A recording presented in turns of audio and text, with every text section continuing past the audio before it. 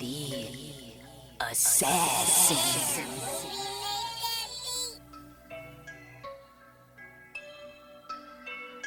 You know I break necks, call me Jack Tate.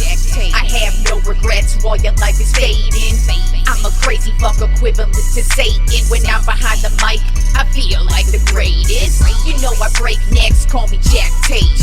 I have no regrets while your life is fading. I'm a crazy fuck equivalent to Satan. When I'm behind the mic, I feel like the greatest. What up, y'all? You're listening to Sports Talk with Tropp, and I'm your host, Katie Tropp. Well, it was definitely a weird weekend of football, that's for sure. I mean, like I said, you know, the first 4 weeks of the season are probably going to be weird and shaky for some teams, but damn, we got a couple of teams that are starting the season off 0-2 that I don't think any of us really thought they were going to be there, but here they are. Now, I'm not writing some of these teams off just yet. I mean, we are so early on in the season, but of course, there's a few terrible teams, and one team actually already made a move today, one of those terrible teams, and we'll get to them when we do, but wow. So yeah, it was definitely a weird weekend of football, some weird wins, some weird losses, but let's go ahead and start with the terrible game, at least on one end here, between the New Orleans Saints and my Dallas Cowboys. I'm not sure the Cowboys were aware yesterday, but there was a game yesterday. They got smashed 44-19, and it was not close from the jump. I mean, the Saints came right out, first drive, drove right down the field. Basically, the Saints scored on every single drive up until about the fourth quarter. Yeah, I think it was the fourth quarter where the defense finally decided to show up, and they were able to snag an interception. But at that point in the game, it was pretty much donezo. I mean, they could have started to make a comeback, but I'm going to keep it real. With what the defense was putting out on the field yesterday, there was no coming back from that. First and foremost, now that let's talk about Alvin Kamara. I mean, I feel like not only the Cowboys forgot about him, but not a lot of people have been talking about Kamara in the offseason, really anything to do with the Saints, and I think Kamara is going to have everybody talking because the dude scored 4 touchdowns yesterday. And he pretty much single-handedly owned the Cowboys yesterday. You get the ball to him, and he was just running them over. I mean, it was up the middle. It was to the side. It was 955 yards down the fucking road. I mean, this guy he demolished the Cowboys defense. The Cowboys defense did not show up at all yesterday, and I put all the blame on the defense. The offense actually went out and did their job. And then just once the game wore on, you could just tell it didn't matter how many points the offense was going to score. The defense was not going to be able to stop what the New Orleans Saints were doing. So the New Orleans Saints have had pretty much a perfect 2 weeks to begin the season. So they're pretty much like the only team right now that I would say who has had a flawless, perfect beginning to the season offensively, defensively. Quarterback looks good. The coaching looks good. Alvin Kamara is a beast. They got Olave having a good season. The defense, it's just, I mean, the Saints team is looking pretty damn fantastic right now. And I picked them actually to win their division, but I think a lot of people were overlooking them and kind of forgetting about them. I'm like, nah, this team's going to put it together. And that's what this team has done, is put it together. But the Cowboys, the defense was embarrassing. So hopefully the Cowboys, just as a whole team, take that type of loss, because it is only week 2. I know everybody's got to be on the crybaby train immediately, but not me. It's week 2. I already knew shit was going to be sloppy, and quite frankly, I'd rather have this kind of loss in week 2 rather than towards the end of the season in a game that matters more. But I look at this as you take this ass whooping, you learn from this ass whooping, and then you take it into next week. But that was pathetic from what the Cowboys defense put out on the field yesterday, but amazing from what the New Orleans Saints did as an entire team these last 2 weeks, but especially yesterday in absolutely dominating fashion. Then the surprise of the day, I should have taken this game. I even said it. If there's going to be one game that has an upset this weekend, it's going to be this one, and it was. The Tampa Bay Buccaneers at the Detroit Lions. The Buccaneers held on to get the win 20-16. They pretty much had the lead the whole way through. It was pretty much all Bucs all day. Jared Goff threw a couple interceptions. Baker Mayfield, he was on his ass a lot yesterday. Hutchinson had 5 sacks. Was it 5 sacks or was it the defense as a whole? Regardless, the Lions defense had Baker Mayfield on his ass all day. So shout out to Baker Mayfield for his team to still get the win because he is probably hurting today. But the Bucs got the big win, 20-16 up in Detroit. Then we had the Indianapolis Colts at the Green Bay Packers, and the Packers just were able to run a steady course. They pretty much just ran behind Josh Jacobs all day. He had 151 yards on the ground. Romeo Doubs caught a couple of passes. He had 62 yards. And Malik Willis was just able to game manage this game for them. And the Packers got the win over the Colts 16-10. The Colts don't have a lot of offensive firepower, it seems. They're just a very odd team so far. It is still week 2. So who knows? Maybe they'll find their way at some point. But, I mean, I pretty much expected them to beat the Packers. But the Packers were just able to ride Josh Jacobs. Malik Willis just, they didn't make too big of a game plan for him. The defense held it down. So Packers got the overall team win and a big win over the Indianapolis Colts. Then the New York Jets were at the Tennessee Titans, and the Jets just hung on to the win 24-17.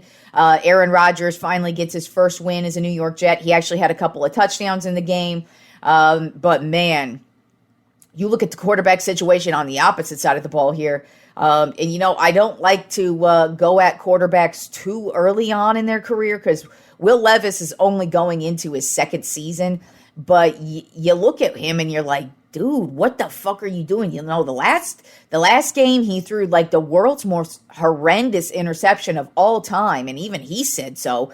And then in this game, he had the stupidest fumble, and it was in the red zone. It cost his team some points, and his coach ripped him a new one after the game. So I don't know what's going on with this guy, but I mean, he cost his team potentially a win because they were in the red zone, and it was a dumb fumble. It wasn't like, oh my God, here comes the defender with his hand and knocks it out of it. No, he like was trying to do this stupid Superman play where he just like, oh my God, here's the ball. And it didn't work out for him. It's like, dude, you're not Patrick Mahomes. And Mahomes wouldn't have done it in that situation. P.S. Mahomes would have done it in a much more appropriate Mahomes situation. But Will Levis, he's got to learn how to hold on to this ball and take better care of the football because the Titans actually would have 2 wins if it wasn't for his 2 bonehead mistakes. Well, actually, he's had quite more than 2, but 2 super costly mistakes. So the Titans could easily be 2-0, but they are 0-2. Then another surprising game, the San Francisco 49ers at the Minnesota Vikings. The Vikings handed it to the Niners 23-17. They were in full control of this game all the way to the end. The Niners did make a little bit of a run here in the fourth quarter, but the Vikings staved them off. The defense had a pretty solid game. The Vikings had like a 97-yard touchdown pass, which was crazy. Justin Jefferson had 133 yards and a touchdown.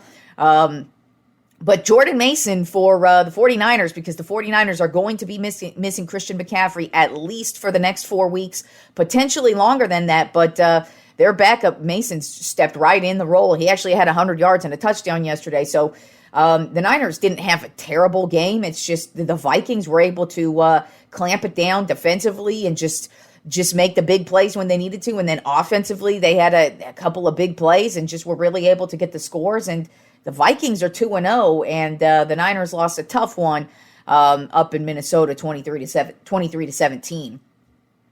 Then we had the Seattle Seahawks at the New England Patriots, and this is actually a battle all the way to the bitter end. The Seahawks ended up getting the win, 23-20 in overtime.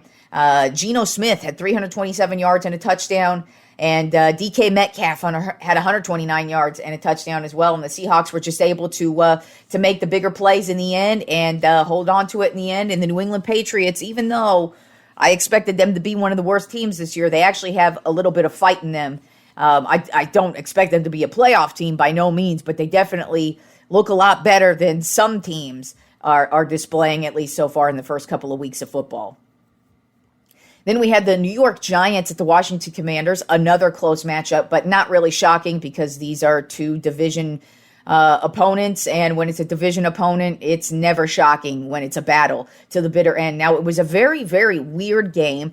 The Giants actually ended up losing their kicker at the beginning of the game, and so they were not able to go for some extra points at certain points in the game. And so that kind of cost them this one. The Commanders did get the win in the end, 21-18 on a nice game-winning drive by rookie Daniels. And then Robinson Jr. also had a good game, 133 yards on the ground for Washington. And then the Giants, they've been terrible on offense, but this game, not too bad. They actually were able to find a pretty decent receiver. He had 127 yards and a touchdown. Neighbors. I don't know if he's going to be able to be consistently good because the Giants are terrible. But, they showed a little bit of spark even though they're 0-2. But the Commanders did end up getting the win 21-18.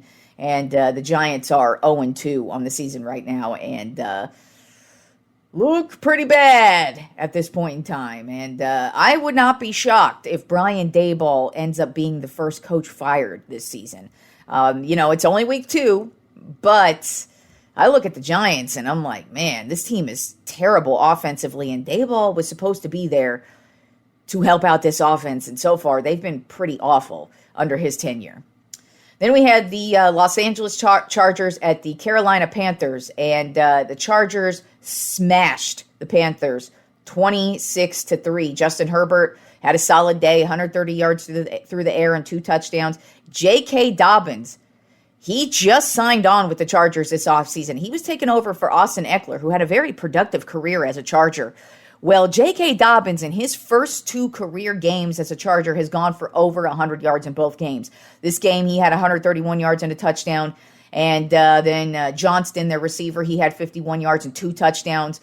So this Chargers team really put it together offensively. They did have some help, though, from Bryce Young from the Carolina Panthers. He has looked horrendous these first 2 games. I mean, he looked terrible last year, but he does not look like he has grown whatsoever. And today, the Carolina Panthers have made it official. They are benching Bryce Young for Andy Dalton, which I feel like is a good move. He is actually the first rookie or the first overall pick to get the quickest leash, the quickest yank out of the game. And I think part of the reason why is just because he is so terrible. He is throwing some interceptions where you're just like, dude, what is that? So they're going with Andy Dalton, at least for now. I would guess Bryce Young's time in Carolina is probably done. I don't know for this season. I would imagine they're probably going to keep him for the rest of the season, especially if something happens to Andy Dalton. They're definitely going to need some type of backup. But I kind of feel like maybe potentially he could be trade bait for around the trade deadline, because there are teams now who could use a quarterback, but also teams who could potentially want to maybe take a risk on him. But so far, he really hasn't looked good. And, you never know. He could go to another situation and actually thrive. But I kind of feel like the Bryce Young experiment is over in Carolina. And what a waste, because they actually had a shot at C.J. Stroud. They had a chance between Bryce Young and C.J. Stroud. And I knew at this time in the draft, C.J. Stroud was the better one, quarterback between the two. Not even just based off of size, because that's what most people are looking at, Bryce Young, his size, and that's not it to me. It's just straight up quarterback talent. C.J. Stroud is a prototypical quarterback, and we are seeing that in each and every game. Whereas Bryce Young, he needed the right system, he needed the right coach, and unfortunately for him, he went into a system with a erratic owner who just straight up fires his freaking coach like within 5 seconds, doesn't even really give him any time. He just hasn't given any time to anything. And so I kind of feel like Bryce Young got a raw deal, but at the same time, the dude does not look good. So we'll see what happens in Carolina, but they already took Bryce Young out of the game, and Andy Dalton is now the starter for the Carolina Panthers at the quarterback position. Then we had the Cleveland Browns at the Jacksonville Jaguars. And speaking of struggling, that would be the Jacksonville Jaguars now because they are 0-2.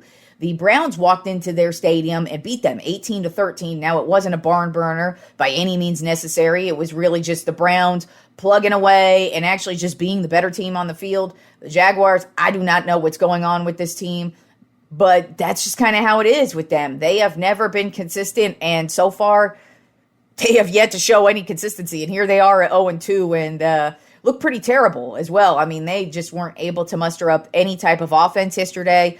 And they look pretty terrible to start the season.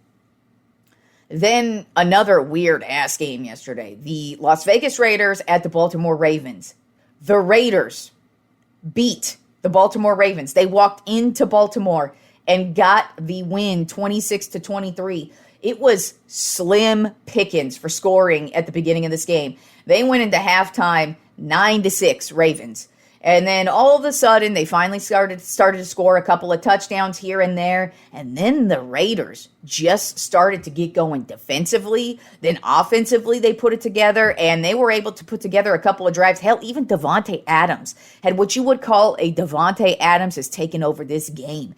He had 110 yards and a touchdown. So Davante Adams went off. And that's usually good things for any team that has Davante Adams on their team. And the Raiders, they got the win, the surprising win in Baltimore. And now the Ravens are a shocking 0-2 to begin the season. So we'll see what they got from them. If that's just a fluke, kind of weird way to start the season, or if the Ravens just really aren't that good. Then we had the Los Angeles Rams at the Arizona Cardinals, and in a shocking turn of events, it was all Cardinals all day. They scored 41 points on the Rams. It ended up being a 41-10 ass whooping from the Arizona Cardinals. Kyler Murray went off. He had 266 yards and 3 touchdowns. He essentially had a perfect passer rating for the game. James Conner also went off. He had 122 yards on the ground and a touchdown. And then Marvin Harrison Jr., he was nowhere to be found in game 1, but in game 2, he had 130 yards and 2 touchdowns from Kyler Murray on the day. So Arizona Cardinals put together a really, really excellent win over their division rival Rams. Then we had the Pittsburgh Steelers at the Denver Broncos. This game went exactly as I expected. The Steelers got the win 13-6, and it was just one of those ugly-ass games. Bo Nix was throwing terrible interceptions yesterday.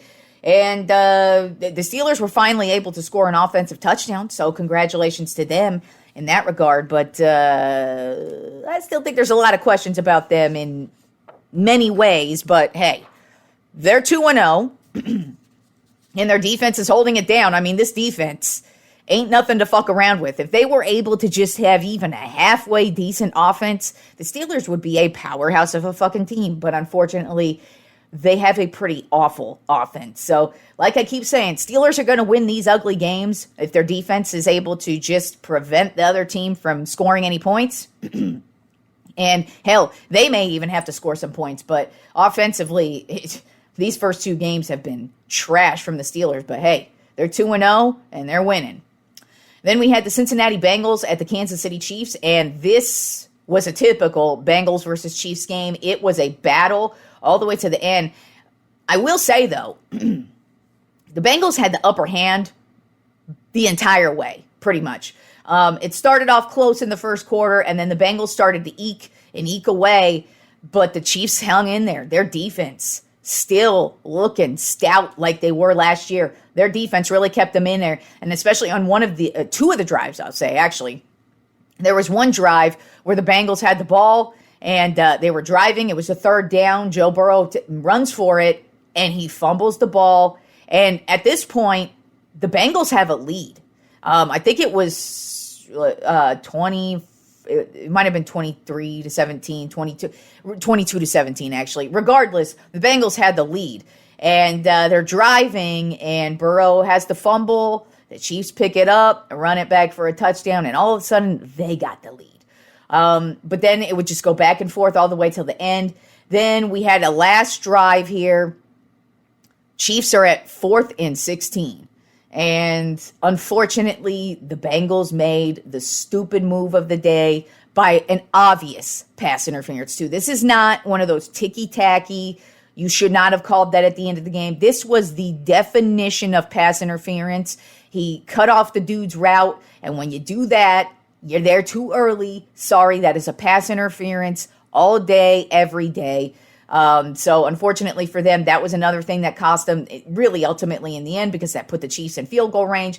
Harrison Butker came out, hit the game-winning field goal, and sends the Chiefs home with the win 26-25. The other drive that was after the Joe Burrow fumble was when the Bengals were driving again, and Jamar Chase got pissed off at the official for which he thought was a foul.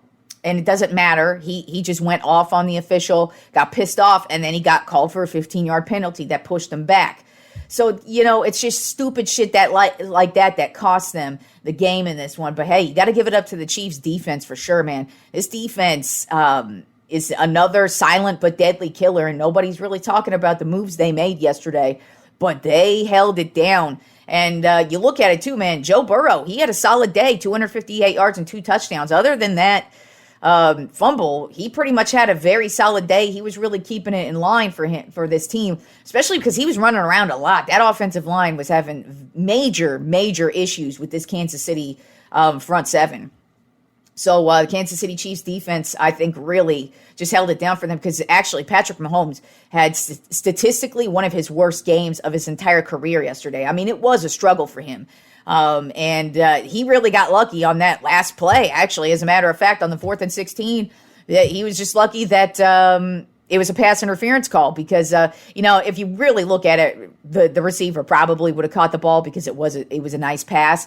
But you never know. And but the Bengals made the big mistake, and the Chiefs walk away with the win. And the Bengals are 0-2, and the Chiefs are 2-0. Unfortunately, though, for the Chiefs, they did lose Isaiah Pacheco to an injury yesterday in the fourth quarter. Looked like he got rolled up on his leg. Turns out it is now a broken fibula, or a crack in the bone in the fibula. He's going to be out at least the next, I think it was 4 to 6 weeks, 6 to 8 weeks, something like that. He's definitely going to be out the next month and a half for sure. So we'll see if that hinders the Chiefs at all, but probably not, because they're the Chiefs. And then Sunday Night Football was kind of a snooze fest. It was actually just a defensive battle between the Chicago Bears and the Houston Texans. Both of these defenses just held it down last night. Got to say, Caleb Williams had his welcome to the NFL game for sure yesterday. He was getting smashed left and right. The two quarterbacks that probably hurt the most today, Baker Mayfield, Caleb Williams. The only difference is Baker Mayfield sitting on a win, Caleb Williams is sitting on that loss, and that's a hard loss to take too. He had a couple of terrible interceptions. He's a rookie though. He's still got a lot to work on, and I mean, really, this defense just killed him last night. But on the other hand, the Chicago Bears defense did the same exact thing. They really held C.J. Stroud in check for the most part. I mean, he still had 260 yards and a touchdown. But overall, this was not an offensive game in any way, shape, or form. It was pretty much field goal central. Ended up being 19-13 Texans. But, I mean, Caleb Williams got just smashed on multiple occasions last night. So he's definitely hurting for sure. But, I mean, C.J. Stroud, he was running for his life yesterday. He had some interesting moments. And then also, too, there was a couple of times where in the red zone they made some mistakes. So the Texans still have some things to clean up. But, I mean, last night's game was a defensive battle between two crazy defensive teams. And I got to say about the Chicago Bears, I thought their defense was not going to be good at all this year. And so far, defense for the Chicago Bears looks pretty goddamn stout right now. All right, moving on to Monday Night Football and tonight's matchup. We have the Atlanta Falcons at the Philadelphia Eagles. Right now, the Eagles are a 3.5-point favorite. The Falcons, they are still finding themselves. They coming off of a terrible loss last week. The Eagles, I think they're going to have their struggles, but I still think they're going to be a better team than the Falcons. The Falcons, I mean, first of all, Kirk Cousins is their quarterback. And if you don't know, Kirk Cousins plays terribly on primetime games, and it's Monday Night Football, so that's a primetime game. He is awful on primetime for whatever reason. I don't know what the correlation is for him, but he plays terrible in primetime games. So I'm honestly expecting this to be really just a Philadelphia Eagles domination tonight. It's their home opener. Saquon Barkley had a huge game last week, so I wouldn't be shocked if he has a huge game this week. And I don't think it's going to be a blowout, but I definitely think the Eagles are just going to control the tempo of this game, and I think they're going to have the lead probably the entire way through. And I have the Eagles winning 24-14. And then with my head-to-head matchup with Simon Ruvalcaba, he also has the Eagles winning tonight 26-17. All right, moving on to my Trop 10 MLB Power Rankings for the week. We are getting closer and closer to the playoffs. We only have 2 weeks left of the regular season in baseball, and it's getting down to the nitty-gritty. We actually have one team that is super close to clinching their division. That's how much of a lead they have right now. So let's get right into it. At number 1, the Philadelphia Phillies, overall record of 90-59. They are the first team of the season to hit the 90 wins mark, so that is huge. They are 7-3 in their last 10 games. This past week, they took the series over the Tampa Bay Rays and the New York Mets, and this team looks poised, primed, and ready for a championship run. They do not look like that slumping team a few weeks ago. This team looks stacked. Their starting pitching is back in order. The bullpen, I think it's better, but that would be their weakness. But offensively, look out for this fucking team. So the Phillies, number 1 with a bullet, and I don't see anybody coming close to the Phillies. As a matter of fact, if you were to ask me who I'm picking for the World Series right now, it is the Phillies, because that's how complete of a team I feel they are. Then at number 2 on my Trop 10 MLB Power Rankings, the New York Yankees. Overall record of 87-63. They are 7-3 in their last 10 games. This past week, they took the series over the Kansas City Royals and the Boston Red Sox, and they are back at it, and it's because Aaron Judge is back at it. He had a huge slump. I believe it was a 16-game streak where he did not have a home run, and that was the biggest slump of his career when it comes to home runs. But now he got back at it with a huge grand slam over the Boston Red Sox earlier in the week. And then they just, they really have taken care of business over the last couple of weeks. And now here they are. They look like a much better team. I don't know how consistent they're going to be. I still have a lot of questions about them and their consistency, but their bullpen hasn't been as shaky. The starting pitching's been better, and the offense has been a lot better as well. And not only just Aaron Judge, but Stanton, he's starting to have his moments. Volpe's starting to look a little better as well. And then, of course, Soto, he's still out there doing his thing. But then also Jazz Chisholm. He finally has had a good week of baseball as well. He really hasn't looked the same since he suffered that injury, a month or so ago. So he really hasn't looked the same, but this past week, he finally started to get going. He had a game winner last week. And then also on the Triple Crown watch, Aaron Judge is 2 behind right now. He's batting at .321, so he's .10 behind Bobby Witt Jr., who's batting at .331, and then Luis Arias of the San Diego Padres, he's batting at .328. .326, I believe. So Judge is still hanging on in the batting average area, but he is still mashing it with the 53 home runs, 132 RBI. He's head and shoulders above everybody in those departments. But as long as he stays hot, I feel like the Yankees are good, because that was when they were slumping. When he was down, they were not looking too good. And now that he's back at it, I think the Yankees are going to be back at it and probably going to take this division. Then at number 3 on my Trop 10 MLB Power Rankings are the Los Angeles Dodgers. Overall record of 88-61. They are 4-6 in their last 10 games. This past week, they got beat by the Chicago Cubs and the Atlanta Braves. They did get some bad news this week as well. It looks like Tyler Glasnow is done for the season. He will not be coming back even at any point in the playoffs. If they make the World Series, he will not be there. And that is a huge blow in my opinion, because like I said, with the Phillies, they are stacked. Not only just with offense, but they are stacked with pitchers. And you're going to need to have some starting pitchers go toe-to-toe with their starting pitchers and their batting order. And with no Glasnow, one of the strikeout kings of the season, I think that's going to cost the Dodgers at some point in the playoffs. They're obviously going to make it to the playoffs. They still have some questions about whether or not they're going to win their division, but I still think Out of the teams in their division, they're the most consistent, they're the most reliable. So I still think they're going to win their division. But right now, Dodgers are not looking too good.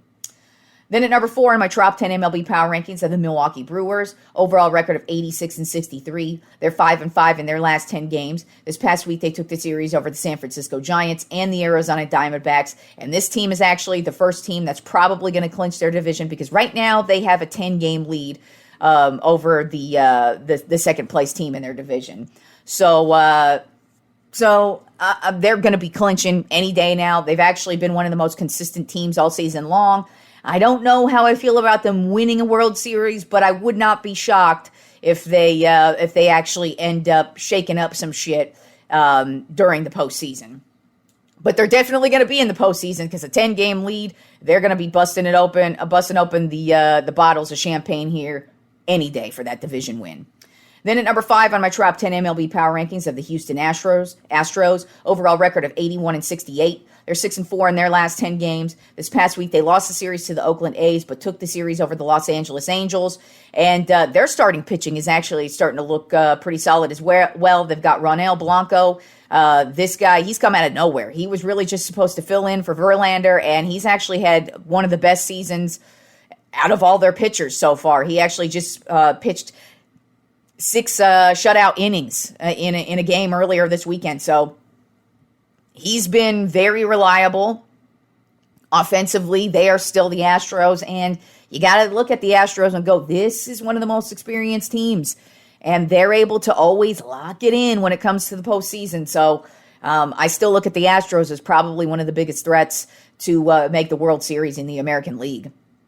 Then at number 6 on my Tropp 10 MLB Power Rankings of the Baltimore Orioles. Overall record of 84-66, and they are 3-7 in their last 10 games. This past week, they lost to the Boston Red Sox and lost the series to the Detroit Tigers.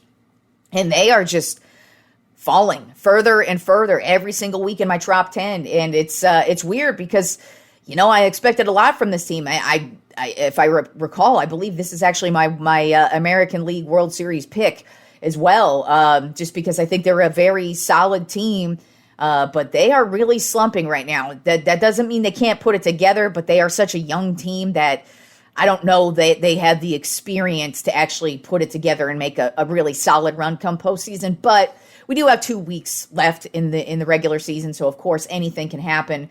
But right now the Orioles are not looking too good. They're not playing any level of consistency, and there are a lot of questions for them heading into the postseason.